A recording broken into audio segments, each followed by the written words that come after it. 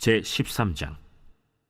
예수께서 성전에서 나가실 때 제자 중 하나가 이르되, 선생님이여, 보소서. 이 돌들이 어떠하며 이 건물들이 어떠하니까? 네가 이 큰 건물들을 보느냐? 돌 하나도 돌 위에 남지 않고 다 무너뜨려지리라. 예수께서 감람산에서 성전을 마주대하여 앉으셨을 때 베드로와 야고보와 요한과 안드레가 조용히 묻되, 우리에게 이르소서, 어느 때 이런 일이 있겠사오며 이 모든 일이 이루어지려 할 때 무슨 징조가 있사오리이까? 너희가 사람의 미혹을 받지 않도록 주의하라. 많은 사람이 내 이름으로 와서 이르되 내가 그라하여 많은 사람을 미혹하리라. 난리와 난리의 소문을 들을 때 두려워하지 말라. 이런 일이 있어야 하되 아직 끝은 아니니라. 민족이 민족을, 나라가 나라를 대적하여 일어나겠고 곳곳에 지진이 있으며 기근이 있으리니 이는 재난의 시작이니라. 너희는 스스로 조심하라.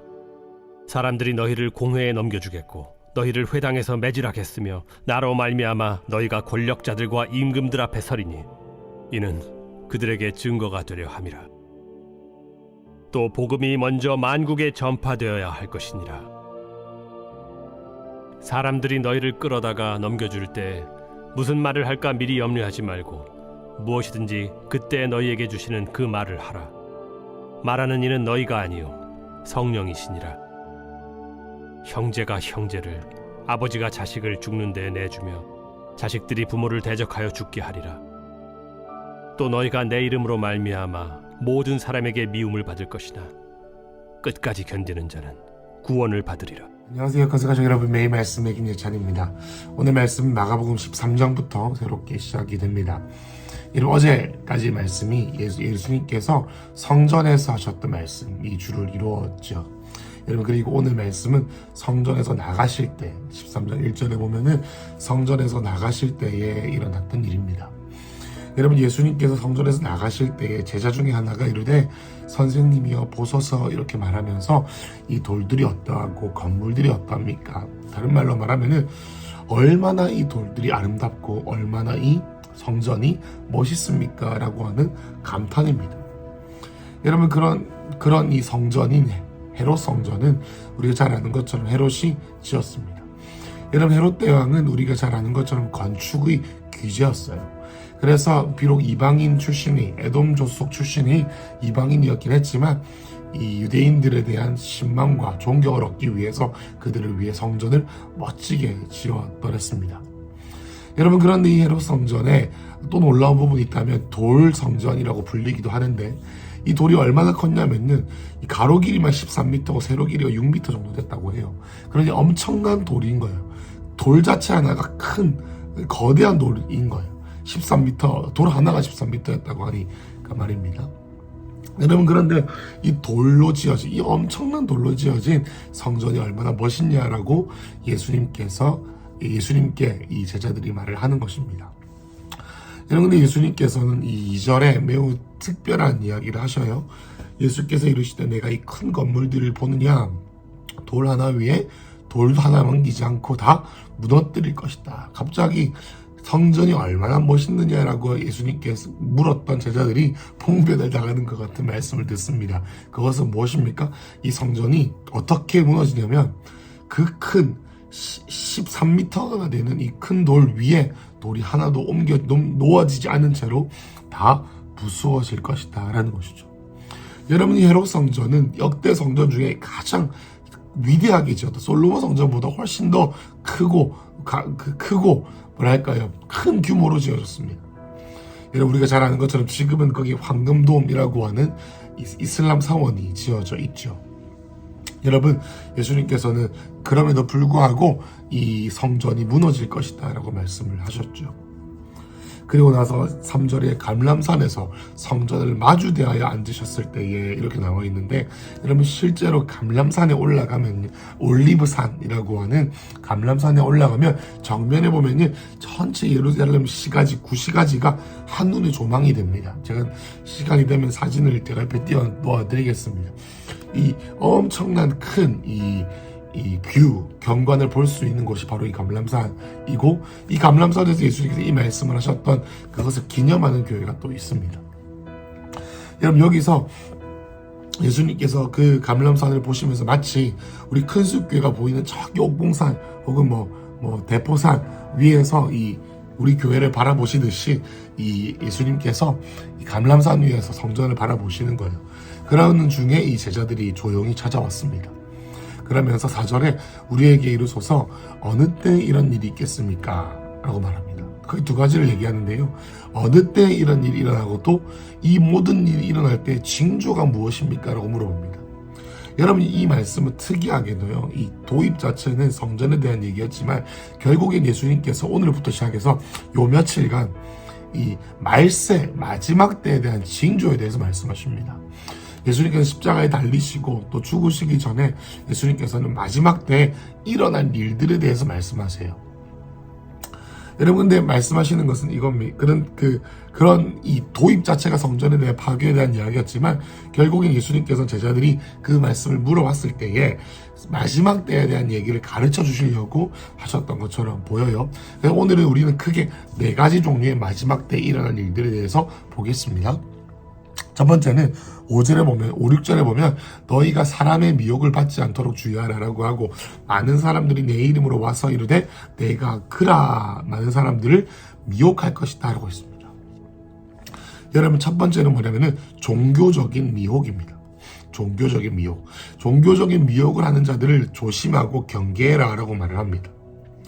여러분 그 당시에는 다양한 종류의 이단과 또는 메시아의 이름을 사칭하는 자들이 많이 있었죠. 여러분 그런데 그러한 자들이 점점 더 많아질 것이다. 그러면서 내가 그다, 내가 메시아다, 내가 신이다, 나를 믿으면 내가 너희에게 구원을 줄게 라고 하는 미혹하게 하는 자들이 있을 것이다 라는 것이죠. 여러분 우리가 신천지 같은 어떤 그런 세력들을 보면 그런 세력들이 또 다양한 정치단체들과 혹은 사회인들과 기업인들과 연결되면서 큰 영향력을 미칠 수 있는 이유가 뭘까라고 제가 또 제 주위에 이단에 관련되어져 있는 사람에 대한 소식들을 들으면서 제가 깨닫는 것은 뭐냐면은 이것이 미혹의 영이라는 거예요. 영적인 거예요. 그러니까 내 머리나 내 생각으로는 이것에 넘어가지 않으려고 하지만 결국엔 이것은 뭡니까? 미혹되어지는 영이다라는 거죠. 여러분 우리가 말씀을 듣고 주님의 이름을 알고 주님을 우리의 아버지라고 부르고 주님과 관계하는 그 이유는 뭐냐면은 우리의 생각의 프로세스이기도 하지만 또 동시에 이것은 우리의 영적인 어떤 이 거듭남이기 때문이죠.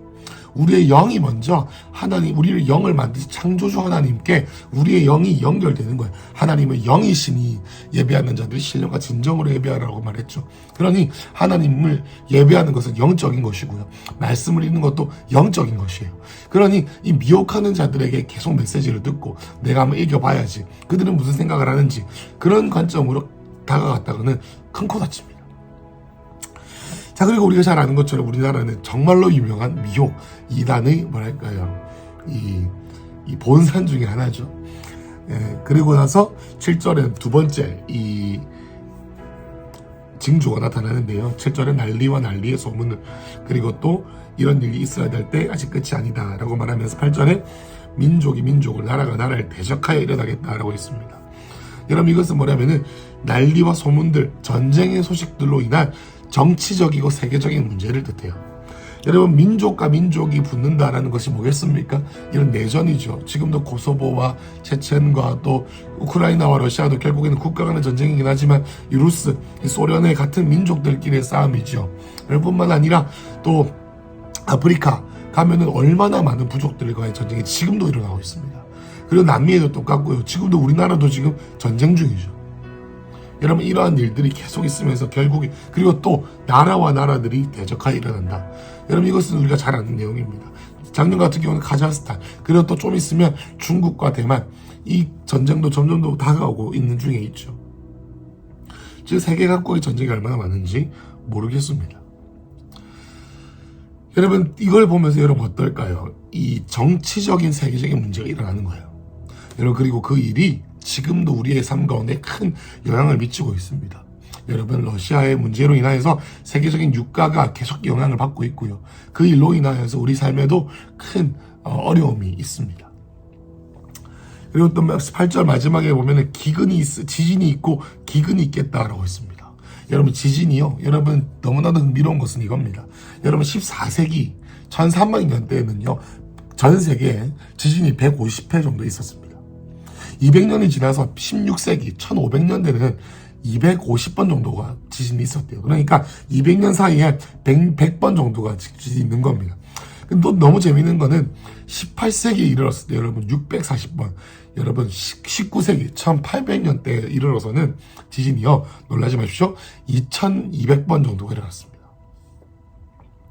14세기에 전 세계에 140번도 안 되던 이 지진이 지금도 아니죠. 1800년대, 19세기까지만 해도 2000번이 넘었고요. 여러분 20세기 1900년대에는 몇 번이 일어났는지 아십니까? 2만 번 이상 일어났습니다. 여러분 같은 세상, 같은 지구 안에서 일어난 지진이요. 14세기 1300년대에는 140번도 일어나지 않다가 1900년대에는 2만 번 이상 일어났다니까요. 여러분 그리고 21세기에 들어서는 어떤 일이 일어났습니까? 쓰나미가 일어났습니다. 65만 명이 죽었습니다. 중국 스촨과 아이티에서 일어난 일들은 정말 천문학적인 손실과 수많은 생명들이 죽었죠. 21세기에는 더 많은 사상자가 지금 쌓여가고 있죠. 여러분 이 말씀은 이것에 대해서 우리는 뭘 알 수 있을까요? 말세에 일어날 이 네 가지 징조들이 점점 더 강해지고 있다. 점점 더 확산되고 있다는 겁니다. 기근 얘기해 볼까요, 여러분? 여러분 전 세계 유엔에 의하면요, 전 세계 70억 사람 인구 중에 65%가 기근입니다. 영양실조에 걸렸습니다. 70억 인구 중에요, 65%가요 영양실조입니다. 그리고 70억 인구 중에요 20%가요 기아 상태입니다. 그 60 포함이겠죠. 기아 상태가 영양실조는 너무 다릅니다만 그럼에도 불구하고 이 기근이 있다라는 것이죠. 여러분 이것이 마지막 때를 바라보는 이 세 가지까지의 재앙이었고요. 징조였고요. 맨 마지막 징조는 뭐냐면 9절입니다. 너희는 스스로 조심하라. 사람들이 너희를 공회에 넘겨주고 너희를 회당에 매질하고 나로 말미암아 너희가 권력자들과 임금 앞에 설 것이다 라는 것이죠. 여러분 여기서 말하는 것은 핍박인데 누구를 향한 핍박이겠습니까? 첫 번째로는 유대인들을 향한 핍박이겠죠. 이 말을 듣는 자가 누굽니까? 제자들 유대인이죠. 여러분 유대인이 말세에 가면 갈수록 다양한 방식으로 열방 가운데서 핍박당할 것입니다. 그래서 우리가 알리야를 하는 이유가 있다면 열방 가운데서 핍박당하고 있고 서름을 당하고 있는 그러한 자들을 고토로 돌아가게 해서 주님이 오실 일을 앞당기는 일을 우리가 해야 될 줄로 믿습니다. 여러분 그리고 또 이 핍박의 대상은 제자들 그리고 또 영적인 이스라엘과 같은 교회된 저와 여러분입니다. 여러분 마지막 때가 되어 가면 갈수록 우리는 핍박을 더 심하게 당할 것이고 당해야만 하고요. 당하는 것으로 말미암아 저와 여러분이 주님 앞에 똑바로 살고 있는지 우리가 말씀대로 살고 있는지에 대한 시금석이 될지도 모르겠습니다. 여러분 핍박이라는 것이 그냥 예수님 믿는다고 집에서 쫓겨나는 그런 것뿐만이 아니죠. 우리가 믿음을 지키고 세속주의로 인하여서 법적으로 문화적으로 사회적으로 매장당하고 있고 어려움을 겪고 있는 이 크리스천들이 삶의 능력으로 하나님을 따라 살아가는 과정 가운데 반대작용과 어려움과 핍박과 거절감과 왕따당하는 것과 그런 것들을 경험할 수가 있다는 것이죠. 여러분 이 네 가지 첫 번째는 뭐였습니까? 종교적인 미혹과 난리와 소문들과 같은 정치적이고 세계적인 문제들, 그리고 또 자연적인 재앙들, 그리고 또 핍박들이 점점 더 거세어지고 있다는 겁니다. 마치 지진이 14세기에 했던 때보다 20세기에 들어오면서 기하급수적으로 막 이렇게 폭발적으로 증가하는 것처럼 주님의 다시 오심에 대한 마지막 때의 증거들이 점점 더 거세어지고 있다는 것을 우리는 꼭 기억해야 됩니다. 여러분 그런데요 여기서 우리에게 주님께서 주시는 다른 말씀이 또 있습니다. 그 네 가지 징조, 부정적으로 보이는 이 네 가지의 징조가 있지만 한 가지 우리가 해야 되는 것이 있다. 그 과정 가운데 우리는 무엇을 해야 할까라고 했을 때 그것은 10절입니다. 읽어볼까요? 또 복음이 먼저 만국에 전파되어야 될 것이다. 마태복음에 보면 그제서야 끝이 오리라 라고 말하죠. 복음이 모든 민족 가운데 전파가 되어지면 그제서야 끝이 오리라 라고 합니다.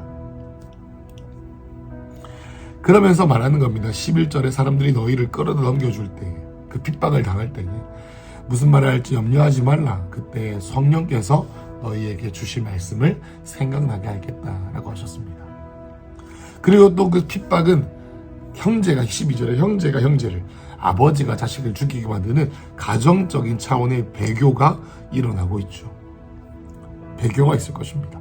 자식들이 부모를 죽게 하고요, 아버지가 자식들을 죽게 하고요, 형제끼리 고발해서 예수 믿는 자들을, 믿음을 지키는 자들을 죽게 만드는 역사가 배교의 현장이 있게 될 것이다 라고 예수님이 예언하셨습니다. 예수님이 말씀하시는 거예요. 음모론이 아닙니다, 여러분.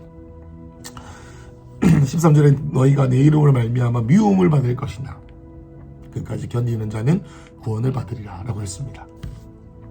여러분, 정말 재밌는 것은 이 얘기가 또 계시록에도 다른 양상으로 말합니다. 여러분, 우리가 계시록에 보면은 인에 대한 얘기가 나오죠. 예수님께서 인을 떼시죠. 그때 떼실 때마다 이 붉은 흰말이 나오고요. 또 그 이후로 계속 말들이 나오는데요. 첫 번째 나오는 그 말이 흰말이죠. 흰말 앞 위에 탄자가 이기면서 앞으로 나아갔다라는 내용이 나오는데, 이것은 무엇이냐면 복음의 역사가 시작된다는 거예요. 여러분, 예수님께서 마지막 때 인을 여시고 마지막 때 시간표를 시작하시는데, 그것의 첫 번째가 무엇이냐? 바로 복음의 전진인 거예요. 여러분, 제가 저번에 수요예배 설교할 때도 마지막 때에 대한 설교를 할 때 말씀드렸는데, 마지막 때에 더욱더 점진적으로 더 증가될 두 가지 종류의 물줄기가 있다. 첫 번째 물줄기는 핍박과 어둠의 세력들인 사단이 활기를 치는 것이 점점 더 기승을 부릴 것이고, 두 번째는 뭐냐면 그것에 걸맞게 주님의 성령의 운동하심 아래, 운행 아래 큰 마지막에 큰 부흥이 임해서 대규모의 전도와 선교의 운동들이 일어날 것이다 라고 하는 두 가지가 더 깊이 일어난다는 거예요. 그래서 사단의 나라와 하나님의 나라가 충돌할 때가 더 가까이 오고 있다는 거예요. 여러분, 이게 느껴지십니까? 여러분, 올해 5월에도 제가 열방을 다니면서 브라질과 또 싱가포르와 또 미국과 열방을 제가 다음 세대 중심으로, 그리고 또 이 성령을 사모하는 그러한 많은 사역자들이, 연합체들이 있는데, 여러분, 그들이 5월 달에도 미국의 기도의 집이 있는 캔자스시티에서 모여서 7만 명, 10만 명이 모여서 이 선교사로 헌신하는 대규모 집회가 있습니다. 여러분, 이런 일들이 코로나 상황에도 계속 일어나는 이유는 뭐냐면 이것은 사람의 일이 아닌 거예요. 마지막 때 주님께서 일으키시는 운동이라는 겁니다. 여러분, 우리가 무엇을 여기서 알아야겠습니까? 마지막 때가 다가오니 나는 그저 수동적으로 희생양이 될 것 같지만 버텨야겠다는 마음으로 있어야 되는 그런 소극적인 자세가 아니라, 이와 같은 때 우리는 더 공격적으로, 저돌적으로 주님의 복음을 전하는 그러한 이 관점을 바꿔야 된다는 거예요. 여러분, 마지막 때가 되면 될수록 예수님께서 이것을 통해서 우리에게 도전하시는 것은 우리의 신앙생활에 관점을 바꾸어야 된다는 거예요. 종교적인 미혹이 더 심해질수록, 정치적인 혼란이 될수록, 그래서 교회가 공격당할수록, 자연적인 재앙이 있을수록, 유대인과 교회를 향한 핍박이 일어나면 일어날수록 교회여 어둠 가운데 묻혀있지 말고 일어나서 빛을 발하라는 것입니다. 가족 가운데서 네가 배교한 가족의 일원이라서 가족들이 너를 배신해서 죽이려고 해도 기죽지 말라는 거예요. 내가 온다라는 거예요. 천국 만국의 복음을 전해라는 겁니다. 여러분, 핍박과 부흥은 동시에 일어났습니다. 초대교회에서도 그랬죠. 핍박이 일어나면 일어날수록 그 풀뿌리와 같은 성령의 충만한 교회는 일어났습니다. 흩어졌습니다. 선교사가 되었습니다. 여러분, 이 말씀을 보면서 우리는, 이 마가복음 말씀을 보면서 우리는 예수님의 이 말씀에 대한 얘기를 오늘, 그리고 내일, 그리고 모레 계속 이어집니다. 여러분, 그럴 때마다 우리의 영적인 식욕을 바꿔야 돼요. 안주하면 안 돼요, 여러분. 안주하면 안주할수록요, 우리는 깨어있지 않게 되고 점점 더 잠들게 됩니다. 여러분, 복음을 전합시다. 여러분, 얼마 전에 예언학교가 끝났는데요, 주일날 예언학교를 사역자들이 사역을 하는데 그렇게 행복해 보일 수가 없었습니다. 그렇게 영혼들을 향해서 막 예언을 하는데요, 제 영혼이 벅차오르는 걸 느꼈습니다. 얼마나 기쁜지요. 얼마나 자랑스러운 지요. 여러분 정말 믿는 것은 오늘 예언학교가 이제 끝이 났는데 예언학교 학생들뿐만 아니라 모두 우리 큰수교회 모든 사역자들과 모든 성도님들이 복음을 전할 수 있는 무기들이 장착되시길 축복합니다. 특별히 4월 말에 치유학교가 있을 겁니다. 데이빗 나이트 목사님을 모시고 이 치유하는 방법을 우리가 배우고 기름 부음을 받고 할 텐데 우리가 세상 밖으로 나갑시다. 코로나를 치유합시다. 암을 치유합시다. 감기를 치유하고요. 관절을 낫게 하고요. 허리 디스크를 치유합시다. 여러분 그래야 해서 마지막 때 어두워지면 질수록 발버둥 치며 빛을 발하려고 하는 교회들에게 주님께서 성령을 부으십니다. 그런 마음으로 우리 여러분 달려갑시다. 달려가는 2022년 되십시다. 기도하겠습니다. 사랑하는 주님, 이 말씀을 하신 예수님께서 지금 말씀을 듣고 있는 모든 성도님들의 마음 가운데 계심을 제가 알고 있습니다. 예수님 이 시간 우리 마음 가운데 예수님을 부끄러워하여 저기 숨겨두었던 그리고 4가지 징조들 정치적이고 또 종교적인 미혹과 수많은 우겨싸임을 넣어서 삶의 무게와 우겨싸임을 당하는 내 마음 가운데 뭔가 내가 예수님을 저기 중요하지 않는 것으로 내가 밀어놨다면 하나님 아버지 성령님을 우리에게 부어주셔서 하나님 아버지 우리의 목표가 바뀌어지게 하시고 우리의 신앙의 목표가 바뀌어지게 주님 인도하셔서 하나님 일어나 빛을 발하는 놀라운 시간 되게 하여 주시옵소서. 예수님 이름으로 기도했습니다. 아멘.